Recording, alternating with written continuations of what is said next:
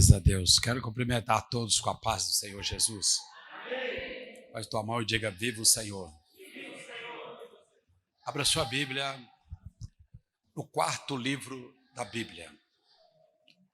Abra sua Bíblia em Números. Números, capítulo 21. Números, capítulo 21.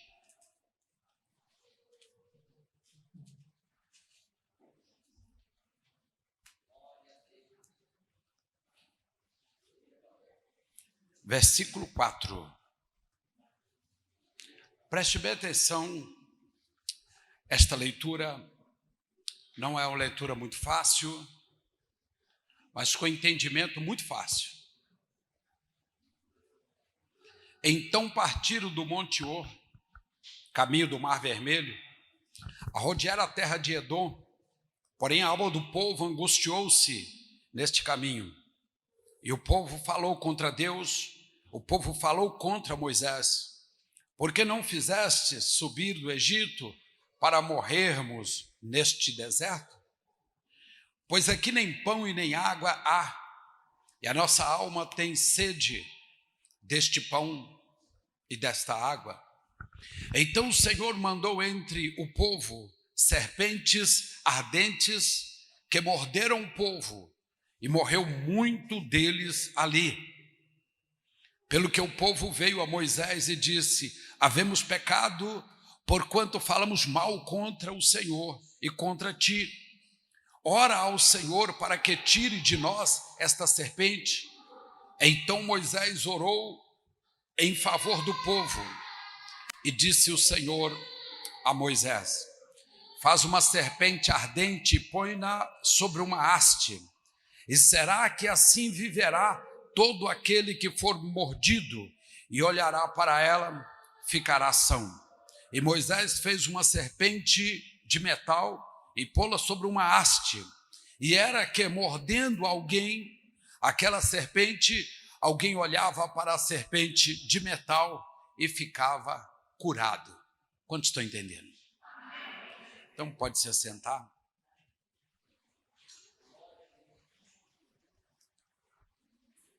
Deus tem uma palavra de revelação nesse texto. É um texto quase não lido, não é isso? Nós pegamos aqui um texto quase não lido. Aqui mostra, depois de uns 10, 15 anos de caminhada, quando o povo atingiu mais ou menos a região do Mar Vermelho, porque era normal, o povo caminhava, parava, e não tinha tempo para parar e nem para voltar a caminhar. Mas quando desceram do Monte Or e foram em direção do Mar Vermelho, já começou a vontade, a saudade, o desejo, alguma coisa mais forte começou a chegar a eles, lembrar do pão do Egito, da cebola, do alho, do tempero do Egito, da água do Egito. E foram até o líder, Moisés, e falaram: Moisés, por que nos trouxe para morrermos todos aqui juntos nesse deserto? Por que não nos deixou lá no Egito? E começaram a blasfemar contra Deus e a blasfemar contra o líder, Moisés, que estava ali. É claro que você conduzir 2, 3 milhões de pessoas não é fácil, sem alguma coisa que amplifique a voz, que um tem que ir falando para o outro, e tudo que você fala para chegar do outro lado se modifica. Mas a direção que Moisés dava, ainda que todos não seguissem no mesmo momento, mas dá para se notar que a maior parte seguia, e depois a menor parte, por não ter opção, seguia Moisés também, como se diz: já que a turma foi nessa direção, vamos também. Quando eu disse o desejo de voltar, nunca houve tanto uma migração como nos dias de hoje. Milhares e milhares de pessoas, principalmente nesses últimos 6 meses, alimentaram o desejo de voltar até a sua terra natal, ou da terra dos seus pais, ou de voltar onde tudo começou. Milhares e milhares de pessoas em todo o mundo estão voltando à sua terra natal. Por quê? Porque se eu voltar ali, a minha vida será melhor.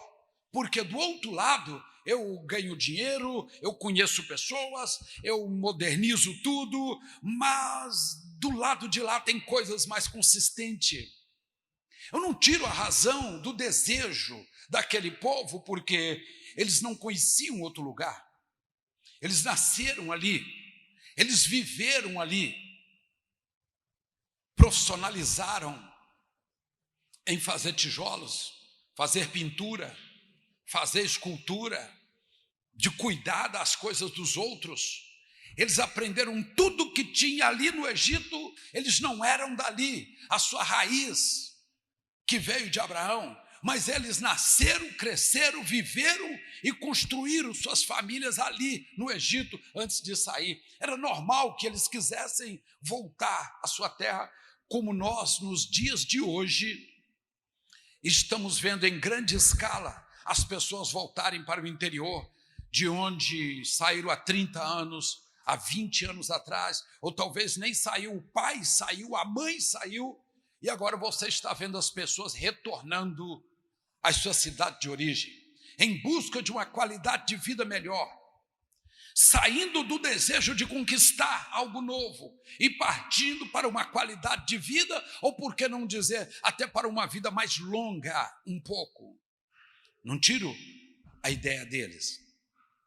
Mas eles não aguentaram e começaram a blasfemar contra Deus, o Deus que fala com Moisés. Foi o Deus que mandou que seguíssemos ele. Moisés, você obedece a essa voz que só você ouve, esse Deus que só você vê. Nós recebemos os benefícios que vêm através dele, estamos seguindo ele, e começaram a blasfemar gravemente contra Deus, até o ponto que Deus olhou para eles na descida do Monte Or, chegando próximo ao Mar Vermelho, e Deus levantou de todos os buracos que tinham ali, Deus levantou serpentes abrasadoras, serpentes venenosas, pequenininhas assim, as do deserto são pequenas, 20, 25 centímetros, fininha, da grossura de um lápis, mas são venenos mortais. E Deus levantou muita serpente naquela região e deixou que eles agora tivessem que ficar vigilantes para não ser picado. E quem fosse picado, com toda certeza morria. E começou a morrer o filho de um, a mulher, o pai, a mãe, começou a morrer as pessoas, e também foi aumentando o número, até que alguém falou: Moisés, a culpa deste mal ter entrado no nosso meio é nossa. E Moisés ficou: então, o que vocês fizeram? Nós falamos contra o Deus eterno, nós blasfemamos contra o Deus eterno e também contra ti, e nós falamos muito mal. Peça ao seu Deus que tire de nós essa serpente, porque não aguentamos mais, está morrendo gente demais. E Moisés foi conversar com Deus, e Deus, a Bíblia fala, Deus é longânimo, Deus é compassivo, Deus é tardio em se irar, mas a Bíblia também diz que Deus não contenderá para sempre com o homem. Então Deus também tem os seus limites. Chegou o momento que o limite de Deus atingiu, ele falou: então vocês vão se virar, e agora? Mas Deus é longânimo, tardio em se irar. Moisés fala, o povo reconheceu o erro, o povo falou muito contra o Senhor e falou contra mim também, e eles já reconhecem que esta praga veio da parte do Senhor. Só tem uma solução, e Deus falou com ele: recolhe bronze, funde uma serpente, mais ou menos assim, do tamanho de um cabo de vassoura, mais ou menos assim, 1 metro mais ou menos, conhecido das espécies que eles tinham lá. Faz uma serpente de bronze, coloca numa haste bem alta, para que todos possam ver aquela serpente. Todos os que foram picados pela serpente, ao olhar para aquela serpente, ficará curado imediatamente. E Moisés construiu uma serpente de bronze e colocou numa haste de metal bem alta. E todos aqueles que eram picados olhavam para aquela serpente. Imediatamente o veneno mortal se desaparecia no corpo, no sangue, onde estivesse concentrado, desaparecia e o povo ficava curado. 40 anos de caminhada num deserto, o texto diz que o povo hebreu tinha remédio para tudo. Preste bem atenção, eles tinham remédio para tudo, menos para a medula dos ossos, é o que está escrito no Salmo. Tinham remédio para tudo. Então imagina o tudo no interior. Pastor, aquela dor de dente que hoje quase não existe mais, mas aquela dor de dente, sim, eles tinham remédio para a dor de dente. Aquelas contrações das mulheres que ela tinha remédio para acalmar aquilo.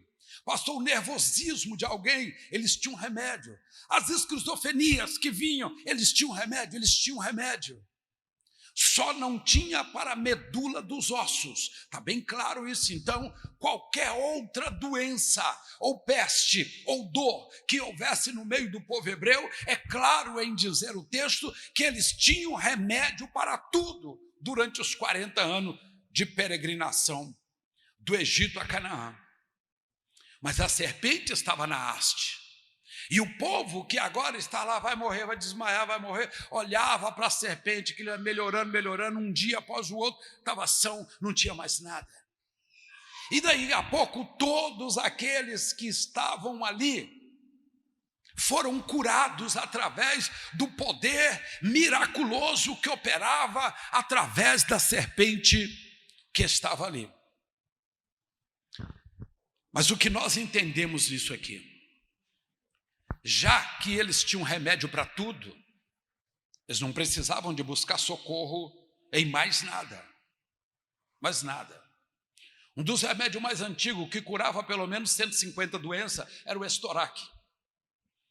Que além de dar fumaça e defumar o local, dava líquido, dava óleo, dava cheiro. Tudo que sai do estoraque curava. Mais de 150 doenças. Era curado com uma só planta. Parece uma pedra.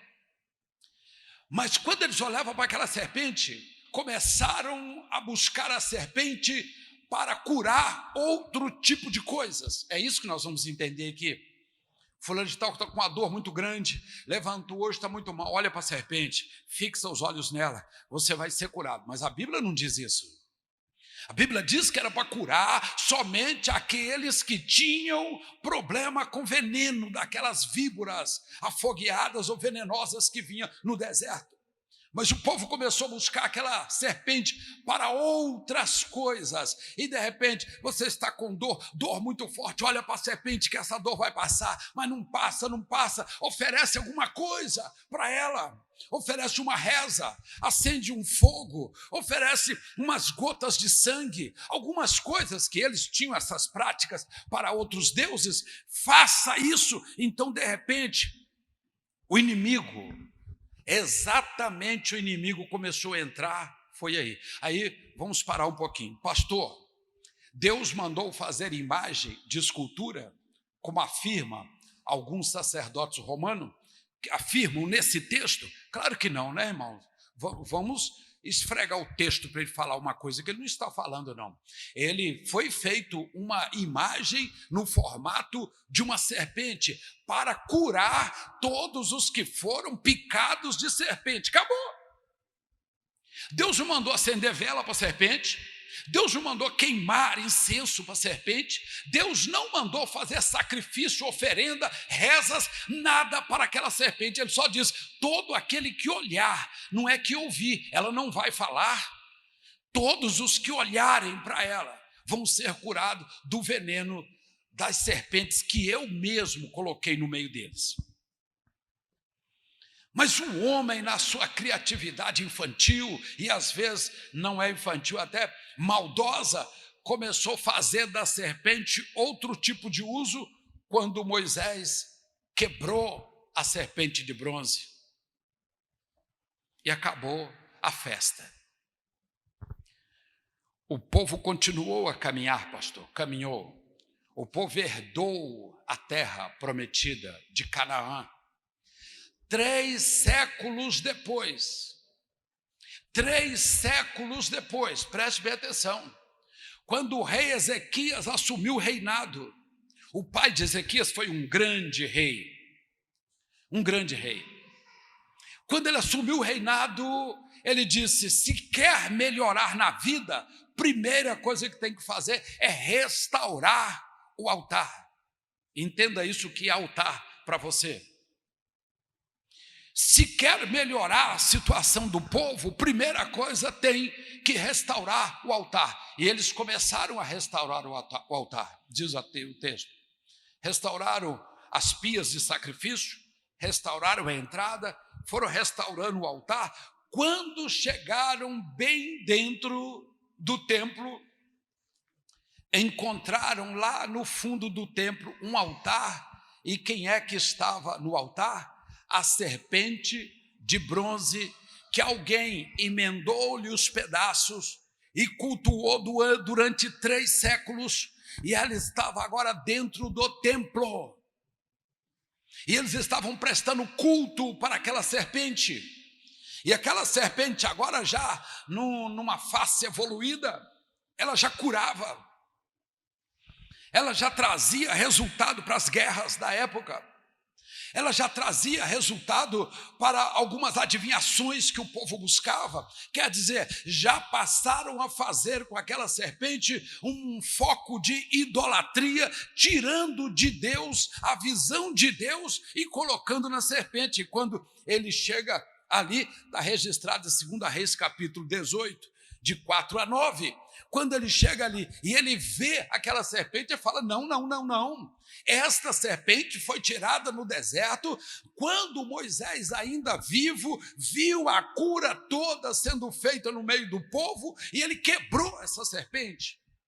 Em outras palavras, quem foi este maldito que trouxe essa serpente, que trouxe os pedaços dessa serpente e colocou no meio do povo para que o povo pudesse a adorar? E ele tirou novamente aquela serpente e lançou aquela serpente fora de Israel. Não faremos mais culto para serpente nenhuma, porque o nosso Deus, ele é capaz de resolver toda e qualquer situação. Quantos creem nisso? Então, pastor, eu tive um sonho com uma serpente. Será que é uma bênção que está chegando? Com toda certeza não é.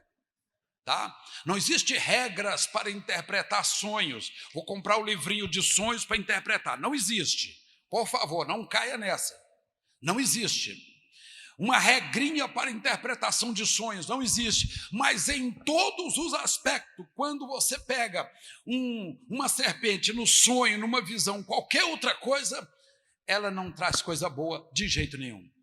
Ela não simboliza coisas que você possa aproveitar de maneira nenhuma. Então o rei Ezequias limpou o trono, limpou o templo, e a Bíblia diz que ele reinou 29 anos diante da face do Senhor, obedecendo o que o pai dele fez, que era certo, e ele também fez tudo que era certo, e Deus abençoou grandemente Israel, porque o rei Ezequias retirou do meio deles aquela serpente. Quando você olha para a história bíblica, a grande Constantinopla, que até nos meados de 1700 ainda possuía o mesmo nome, lá na Mesopotâmia, a Constantinopla, que é hoje o que nós temos ali no Gálatas, o Gálatas ali, na Turquia ali, Istambul. Quando você vê que a primeira escola para ensinar medicina nasceu naquela região, nos tempos antes de Cristo, que quando alguém quisesse aprender alguma coisa de ciência, de medicina, de cura, através de remédios, de vacinas, começaram a criar, foi ali naquele local. E para não dizer para você que do outro lado da rua era o templo de uma deusa chamada Diana, e que neste templo tinha a serpente, a mesma que foi feita lá na época de Moisés, estava dentro do templo, em frente à escola de medicina, vamos chamar assim, a primeira escola que ensinava a cura através da ciência. Então vamos dizer assim, de um lado você entrava para o que nós chamamos hoje de faculdade de medicina, do lado de cá, atravessava a rua, do outro lado tinha a serpente que curava, e para não dizer que o nome dessa serpente é Esculápio. Esculápio. Pastor, mas o Esculápio não é o menino na mitologia grega? É, aí não tem nada a ver com Israel, com o Egito, com a Turquia, lá na Grécia. Era um menino? Sim, era um menino que a mãe morreu deixando grávida, morreu de ciúme da mulher de Apolo, isto, e que a mulher de Apolo, de ciúme, e Apolo foi lá, viu a mulher já morta com a barriga, ele abriu a barriga e tirou o menino, entregou aquele menino na mão de deuses, para que fizesse dele um grande curador, e uma pessoa desse nível. Isso é história da mitologia grega. Está lá, pastor, o Esculápio é o menino, mas do lado de cá, quando nós vimos o que é o Esculápio, é exatamente aquele símbolo. Pastor, eu não conhecia isso, mas depois da pandemia apareceu tanto, OMS, né? Como é que chama? É isso mesmo, né? A organização, apareceu tanto que o símbolo dela, além de ser uma serpente, são duas. Irmãos, me perdoa a todos os profissionais da linha da saúde, tá bom?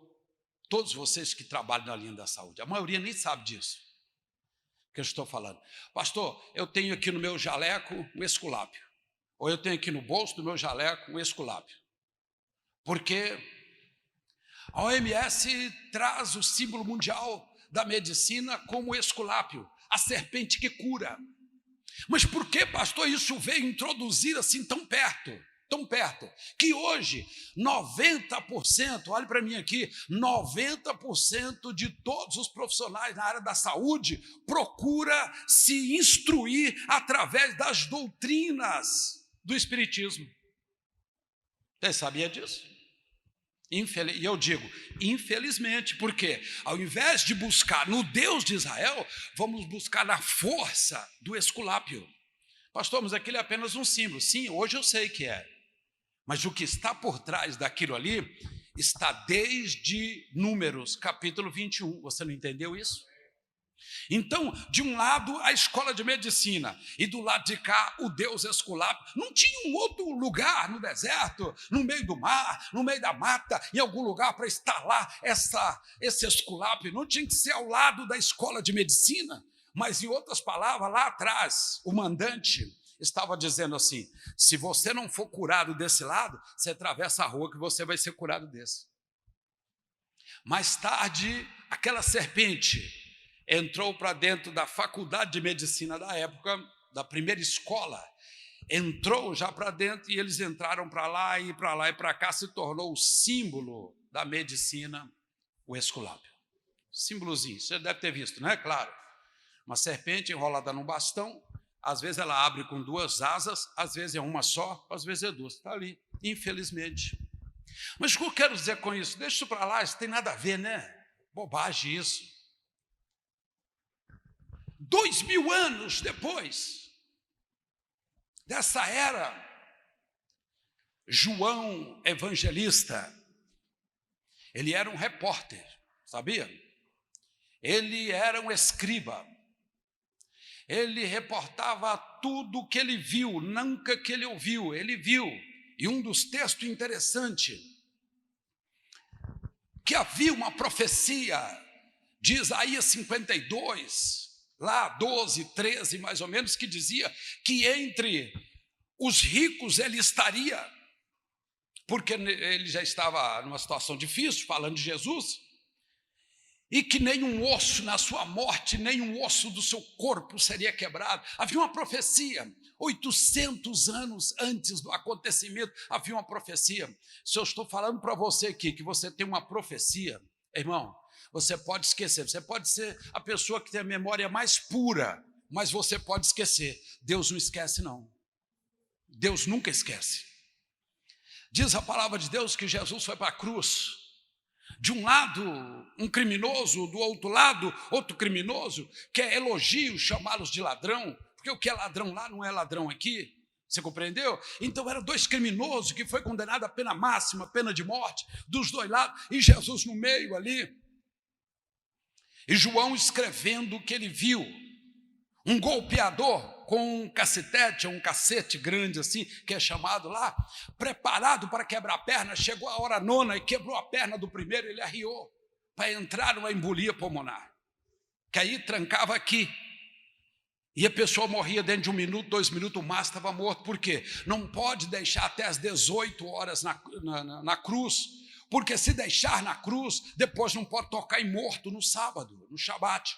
Então tem que tirar antes, mas ele não morre. Então quebra ali as pernas, que arreia o corpo, trava aqui, então acontece a morte por asfixia.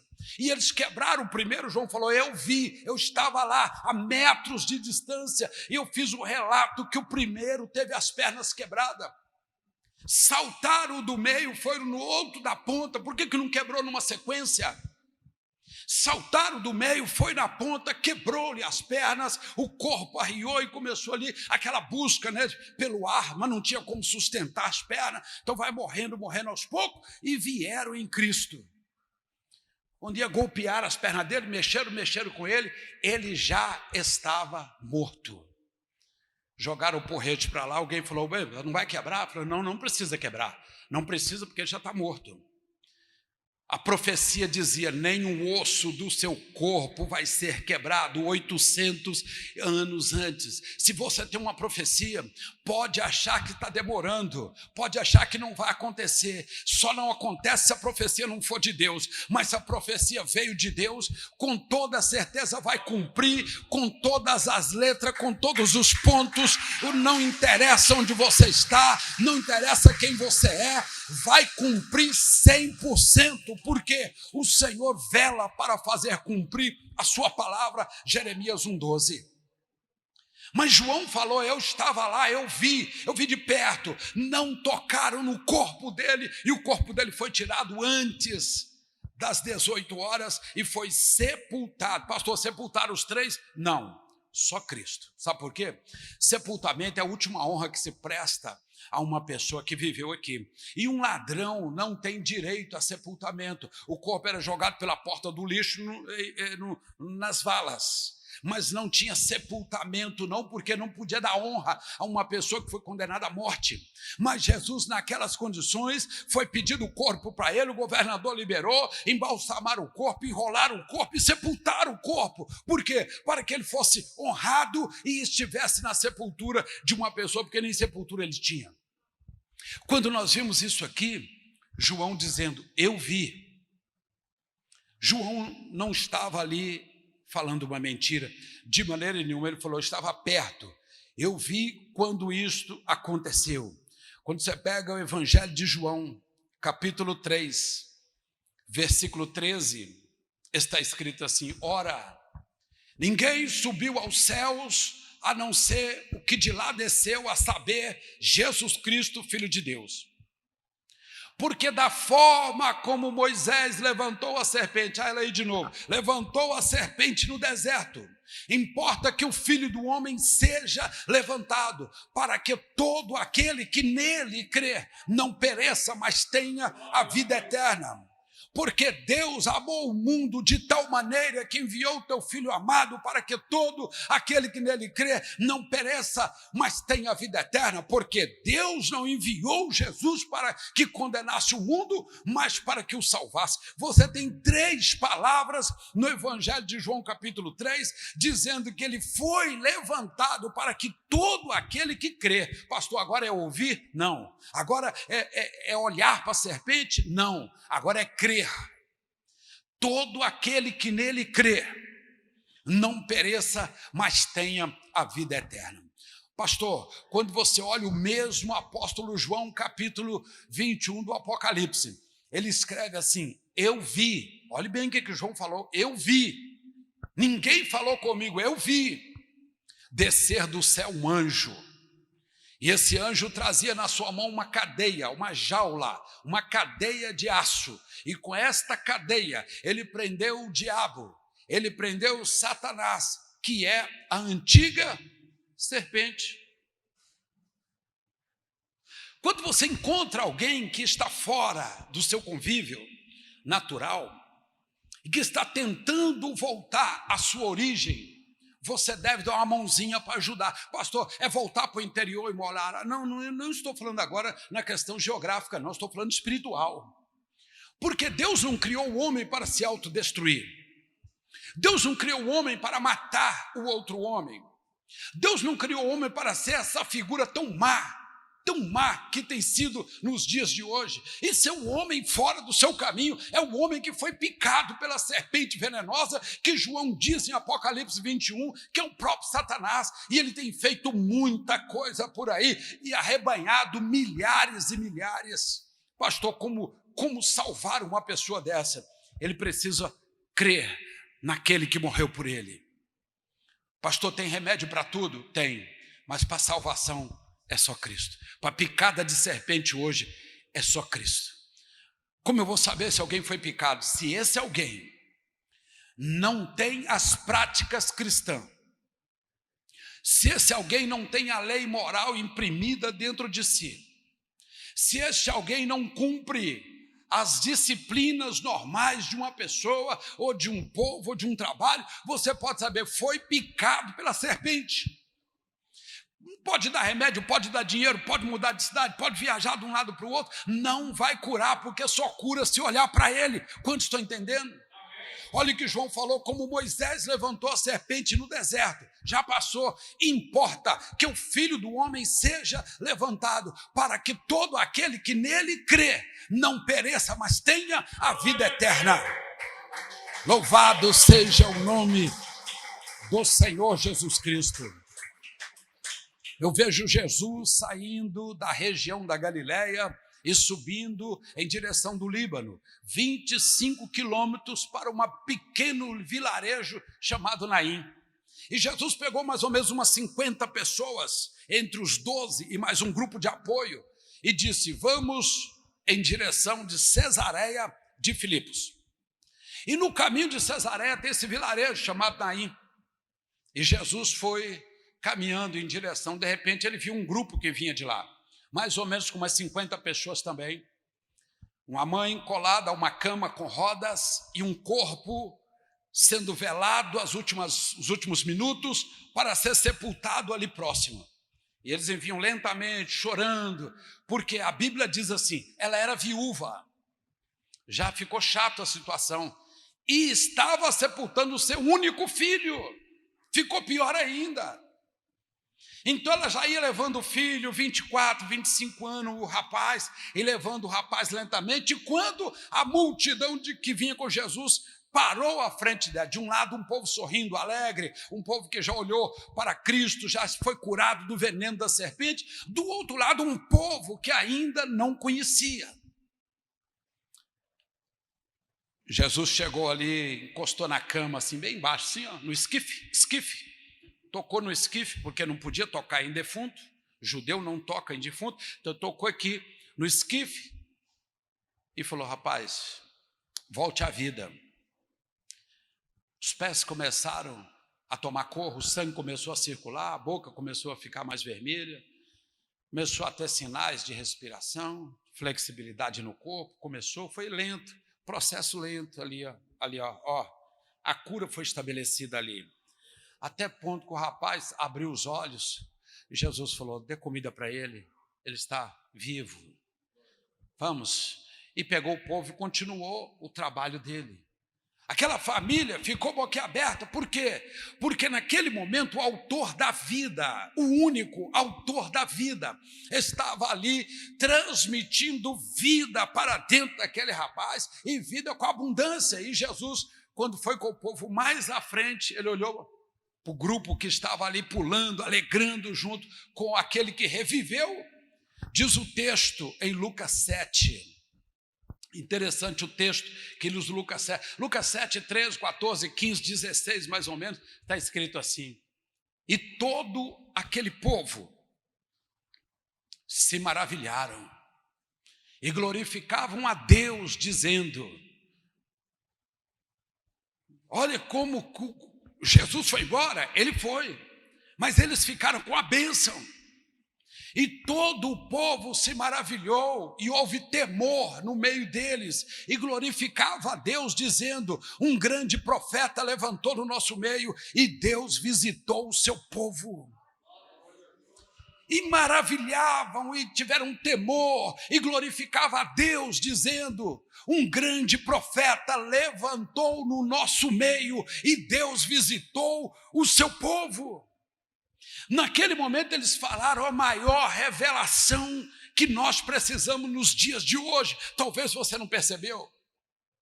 Um grande profeta levantou no nosso meio e Deus visitou o seu povo. Sim, pastor, hoje nós estamos numa situação um pouco difícil, porque talvez você me diga assim, eu tenho 2 anos que eu me converti a Cristo. Eu larguei a vida passada, eu larguei tudo aquilo que me impulsionava no caminho da serpente e eu virei para o caminho da cruz. Eu dei as costas para tudo aquilo que me perturbava, aquele veneno que estava na minha veia. Talvez você diz isso hoje para mim. Uns dizem, eu tenho 2, tenho 3, tenho 20 anos. Ótimo. O evangelho de Lucas era médico. Lucas disse uma coisa interessante.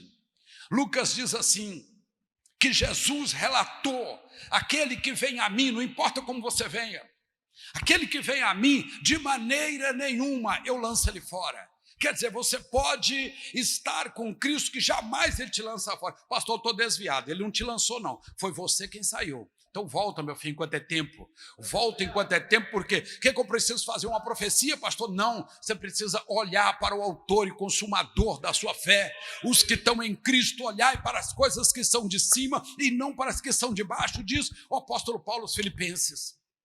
Então diz a mesma coisa, pastor, o que eu preciso fazer porque a minha vida não anda? Eu tenho 1 ano, 2 anos, 20 anos e minha vida não... Mas você aceitou Jesus? Aceitei, pastor. Mas vou contar para você uma coisa hoje. Preste bem a revelação de João. Da forma como levantou Moisés a serpente no deserto, importa que o Filho do Homem seja levantado. Pastor, eu aceitei Jesus, mas o profeta está deitado ou está em pé dentro de você? Você pode estar deitado, mas o profeta tem que estar de pé. Não sei, pastor. Jesus chegou ali e levantou aquele rapaz, fica de pé. O rapaz levantou. Ele saiu, o povo começou a glorificar a Deus e falou: um grande profeta, fazendo menção a Jesus, um grande profeta levantou no nosso meio e Deus visitou o povo. É claro que hoje a palavra é outra. Um grande profeta levantou dentro de mim. É isso que nós precisamos falar. Pastor, eu já aceitei, mas não sei se ele está sentado, deitado ou em pé. É claro que ele não deve estar em pé, porque se ele estiver em pé, ele opera. Se ele estiver em pé, ele opera. E se não há operação nenhuma, há ainda uma certa atração pelo veneno da serpente, há ainda uma certa atração a voltar para o Egito, para as práticas antigas. Às vezes você saiu do Egito, mas o Egito não saiu de dentro de você. Então o que eu preciso fazer? Olha para o autor e consumador. Não precisa, pastor, eu tenho que crer. Você tem que crer, claro. Lá no deserto você só olhava. Hoje você precisa crer. João falou: para todo aquele que nele crê, não pereça, mas tenha vida eterna. Quer dizer, fica livre do veneno da serpente. O que é isso que você vê do lado de fora? Você encontra uma pessoa, encontra uma jovem, um jovem caído na sarjeta. E às vezes você pergunta para ele: aí, meu irmão, quem está pegando? Toda a forma que Deus quer, você sabe como é que é, né? Olha, será que Deus quer isso para o ser humano? Deus quer isso para o ser humano? Claro que não, você não está da forma que Deus quer, não. Você é da forma que você escolheu. Você está picado pela serpente. pastor, eu não sabia. Tudo bem, mas agora você sabe que crendo nele, olhando para ele e crendo nele, é o único remédio. Não tem remédio que vai retirar esse veneno da serpente da sua veia de maneira nenhuma. Pastor, eu vou para a casa de recuperação. Pode ir, é bom, alivia um pouco, mas não tira. Eu vou para a clínica, pastor, gasto os milhões lá. Tudo bem, vai ser bom para você, mas não tira. A única coisa que tira, pastor, é olhar e crer para ele, o autor e consumador da fé. Vai embora o crack, vai embora a cocaína, vai embora a maconha, vai embora a prostituição, vai embora o roubo, a criminalidade, a mente maligna, o veneno da serpente, vai tudo embora. Por quê? Porque ele é o único capaz de trazer a solução neste momento agora. Aí você diz, pastor, aceitei Jesus e graças a Deus passou tudo. Ótimo. Então agora você tem que lutar para uma coisa. Um grande profeta levantou dentro de mim e Deus passou a visitar o povo através de mim. Amém? Um grande profeta levantou. Aí, pastor, eu quero, sabe, eu tenho vontade mesmo, eu quero passar assim e fazer. Irmãos, olhe para mim. Tudo no campo espiritual, o formato é degraus. Talvez você diga assim, pastor, eu tenho um padrinho. Infelizmente, existe essa miséria chamada padrinho. Padrinho, que eu falo assim, aquela pessoa que pega a pessoa, em vez de deixar ele no primeiro degrau, para ele aprender, já pega ele e põe ele lá em cima, no 10º degrau. Porque é padrinho, é amigo, que eu quero dizer. É um chegado, ou às vezes um pouco de dinheiro, pega a pessoa do primeiro degrau, põe a pessoa no 10º. Mas não vai dar nada ali, todo mundo sabe que não vai dar, porque a vida não é assim. Na vida são degraus que nós temos que ir eliminando um por um, é assim que é feito. Se aqui embaixo existe padrinho, eu dou glória a Deus que no espiritual não existe. No espiritual eu piso no primeiro degrau, amanhã eu cresço mais um pouquinho, eu vou para o segundo. Ah, pastor, eu sou amigo do pastor, amigo de quem for, não tem problema. Você não vai ser projetado lá se você não subir degrau por degrau. Quanto entende isso? Então você diz, pastor, eu quero praticar. Isso é muito simples, quer ver? Muito simples, muito simples. Você pega Jesus curava, sim ou não? Jesus ressuscitava, sim ou não? Ele reviveu várias pessoas. Então você pega Jesus, foi lá na casa de Jairo. A filha de Jairo tinha 12 anos. Ele foi lá e reviveu a filha de Jairo. Depois ele foi na cidade de Naim, no caminho da cidade de Naim, encontrou o filho da viúva, com a média de uns 25 anos. Reviveu o menino de 25 anos. Depois ele foi lá em Betânia, encontrou Lázaro com uns 40 anos, 38, 40 anos. Ele reviveu Lázaro, 12, 25, 40. Você viu os degraus? Ah, quer ver mais? Ele pegou a menina que não tinha nem uma hora que estava falecida, porque Jesus estava indo para curar a menina quando eles disseram, olha, mestre, não precisa ir mais, porque a menina morreu. Aí ele atendeu a mulher com fluxo de sangue, mais uma meia hora, não tinha uma hora que a menininha estava morta. E Jesus foi lá e reviveu a menina com uma hora de falecida. Lá na subida para Naim, que ele encontrou o jovem de 25 anos, ele já tinha umas 24 horas que estava morto, porque já estava levando para sepultar, ia sepultar logo ali. 24.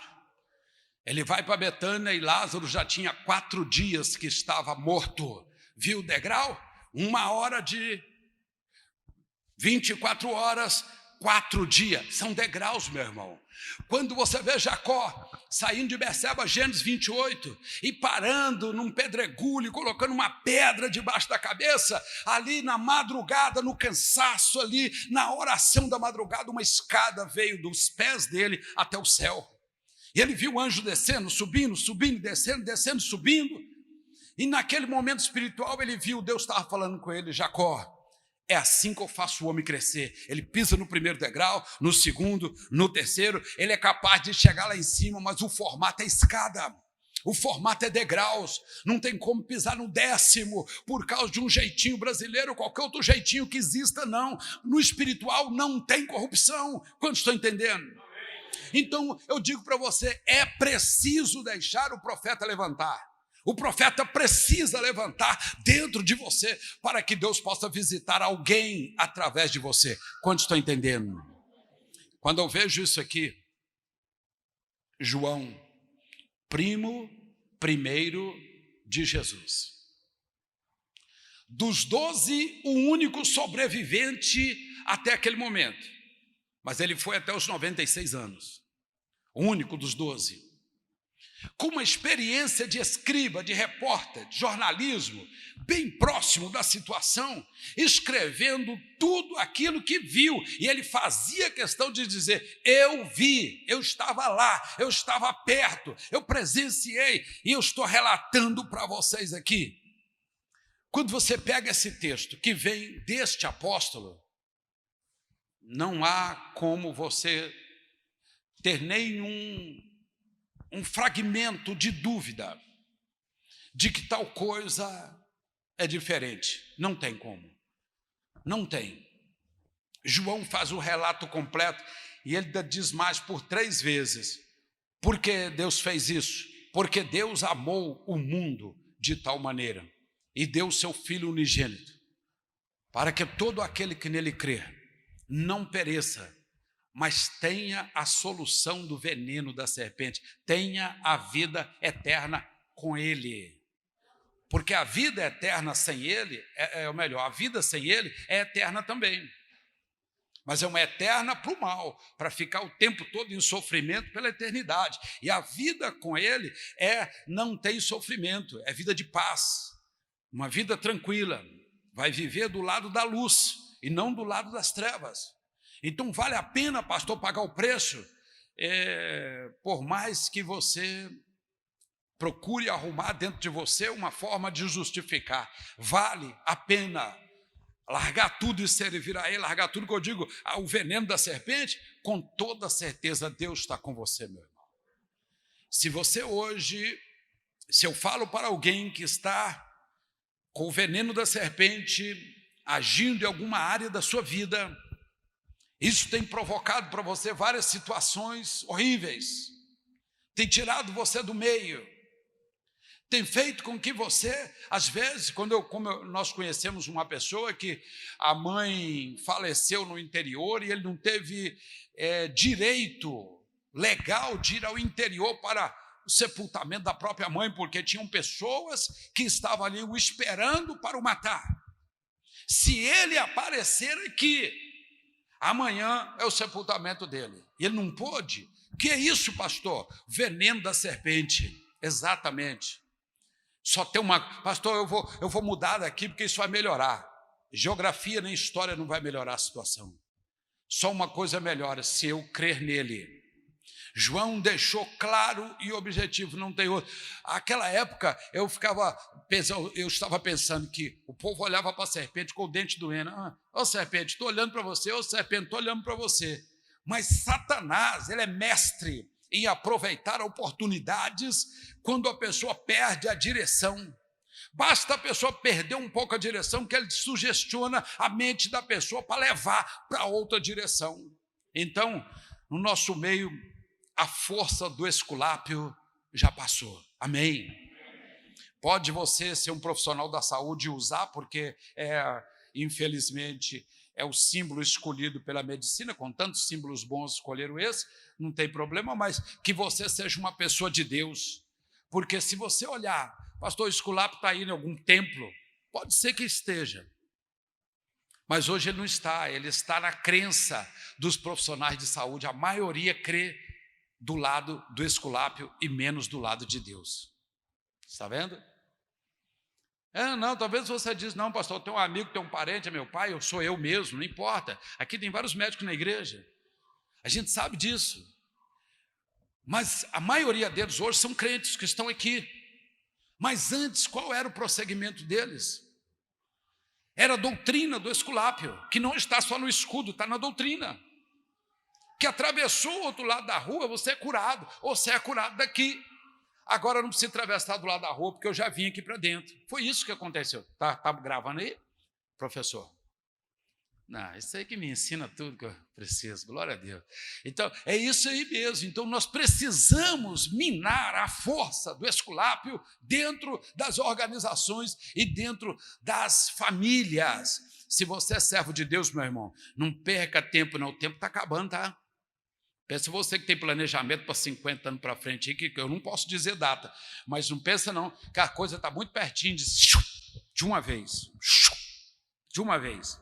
Arrebatamento é muito pertinho, muito pertinho. Então, faça o que você tem que fazer enquanto há tempo, enquanto você pode, enquanto sua família você pode enxergá-la. Você tem contato pessoal físico com a sua família. Fale com eles, largue o esculápio e corra para a cruz, que Deus tem para você uma solução muito melhor e Deus está com você. Fique de pé. Eu vou fazer uma oração por você. Nesta oração, vou estar exercendo a força que eu disse aqui, quando o profeta está de pé. Não sou eu, não. Profeta não sou eu, não. É o que está dentro de mim. Porque não adianta eu ficar em pé e o profeta está caído. Quer dizer, caído porque eu não creio que ele é capaz. Eu não creio que ele pode fazer. Eu creio. Então, vou pedir aqui, como Moisés pediu, como Jesus pediu, como Ezequias pediu, como os homens de Deus pedem até hoje, eu posso fazer essa intervenção, mas não adianta eu só fazer aqui e lançar aqui, não, você tem que estar receptivo no mesmo canal. Ó Deus, realmente existe um pouquinho do veneno formando um caroço, um tumor, formando uma situação difícil, desagradável, está prestes a levar mais um. Senhor, se você agora entrar aí junto comigo nessa oração, a Bíblia diz que a oração de dois ela é confirmada. A oração de dois, o Senhor atende. Vamos fazer isso? Feche seus olhos, então. Comunica com Deus aí agora, onde você estiver. Se estiver em casa, curva o teu joelho. Tem alguém doente na sua casa? Tem alguém que está precisando desta bênção? Você está em um local que você possa se reverenciar de joelho ao Senhor? Faça isso aí agora. Agora você põe o teu pensamento. Talvez eu estou falando para você mesmo. Pastor, isso é para mim. Eu vou receber isso aqui agora para mim. Vou sair daqui curado. O veneno da serpente sai hoje. Então é agora. Se for para outra pessoa, coloque na sua mente, mas não muda o pensamento não. Firma o teu pensamento lá naquela pessoa agora. Pai querido, Pai amado, em nome do teu Filho Jesus, mais uma vez, como nesta tarde, Senhor, o Senhor operou maravilhas aqui. Eu quero pedir ao Senhor pela força que há no nome de Jesus. Nós cremos, como o apóstolo João nos ensinou, nós cremos unicamente no Senhor como nosso Salvador, capaz, ó Deus, de levantar tudo quanto esteja escondido, oculto, ainda que a ciência não conseguiu detectar, para fazer, ó Deus, e falar o que está acontecendo. O Senhor pode. Onde estiver essa pessoa enferma agora, há uma pessoa enferma neste momento, talvez eu falo no quarto de um hospital, num leito de uma casa, ali junto aos médicos, aos cuidadores ali, talvez eu falo aqui para a pessoa que está com a mão em cima do local, onde tem brotado um caroço, meu Pai, tem brotado uma enfermidade.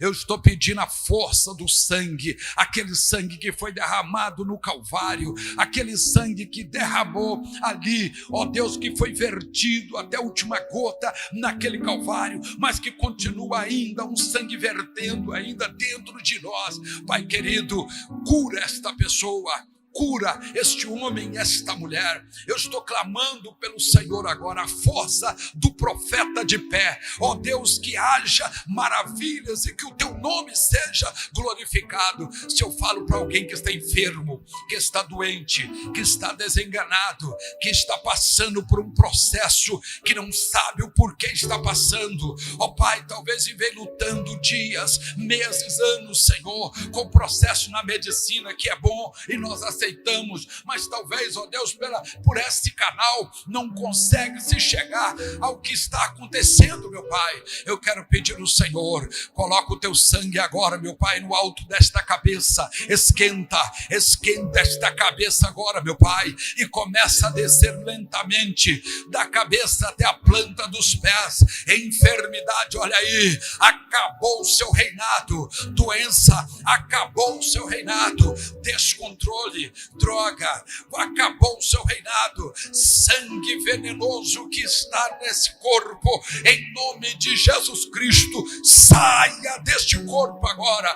Você que tem levado esta pessoa a passar por momentos difíceis, que tem levado esta família ao desespero, que não sabe o que fazer mais com esta pessoa, meu Pai, por causa das grandes crises que tem acontecido. Espírito maligno, esculápio, você que entrou aí, serpente venenosa, que passou por este caminho, em nome de Jesus Cristo, agora ore, igreja, ore forte, faça reboliço, aos pastores orando, levante as mãos santas, clame a Deus pelo milagre agora, é agora, é hoje, é nesta hora que Deus vai estender o manto, Deus vai estender agora o sangue, vai tirar este mal deste corpo agora, esta reação agora, meu Pai, essa pessoa está tendo reação diferente, aí mesmo deitada, está tendo reações diferentes. Espírito maligno, você que recebeu preço, você que ganhou preço, você que entrou aí, você que está tentando destruir esta família, pelo poder que há no nome de Jesus, você recebeu oferenda, recebeu obrigações, você foi mandado a entrar neste lugar e está destruindo um por um. Satanás, tira tuas mãos daí agora, tira tuas mãos daí. A igreja do Senhor está orando e você não pode mais ficar aí. O grande profeta levantou no nosso meio. Deus vai visitar o povo, Deus vai visitar o povo. Senhor, olha esta pessoa como está endividada, meu Pai. Ó Deus, está passando por um momento difícil, ameaçada, a família sendo subjugada. Ó Deus, passando por provações e privações, meu Pai, por causa disso. Tende misericórdia. Sangue venenoso, sai daí agora. Clama, igreja, clama forte. Sangue venenoso, sai daí agora, sai deste corpo. Você, Satanás, que ganhou preço, você que entrou há muito tempo, que já levou 2, vai levar o 3º, você não vai levar. Senhor, a morte está chegando para esta pessoa. Teu livramento agora, sai daí espírito, sai daí macumba, sai daí espírito, sai daí despacho, sai daí você que entrou, vai ter que sair, sai, ora forte, sai. Você que está em casa, bata o teu pé e diga sai. Faça uma guerra espiritual e manda este mal embora. Há poder no sangue de Jesus, há poder no sangue de Jesus. Você pode fazer, faça aí agora. Sai daí, Satanás. Você tem que tirar das tuas mãos, porque esta pessoa não te pertence mais. Senhor, nós cremos no teu nome, e a crença no teu nome é capaz de curar, de sarar, de libertar, de transformar, de salvar, ó Deus, para a vida eterna. E nós cremos no teu nome, como diz o apóstolo João, e a tua igreja também crê, Senhor. Por isso oramos em o nome santo do Senhor Jesus Cristo. Levante uma das suas mãos e diga assim: Senhor, meu Deus e meu Pai, eu creio no poder do nome de Jesus, e todo sangue venenoso que circulou a minha família, em nome de Jesus, diga em nome de Jesus, bata o teu pé direito e diga em nome de Jesus, vai ter que sair agora, diga vai ter que sair agora, porque eu creio no Senhor Jesus Cristo. Você crê mesmo? Dê uma salva de palmas para ele agora, glorifica.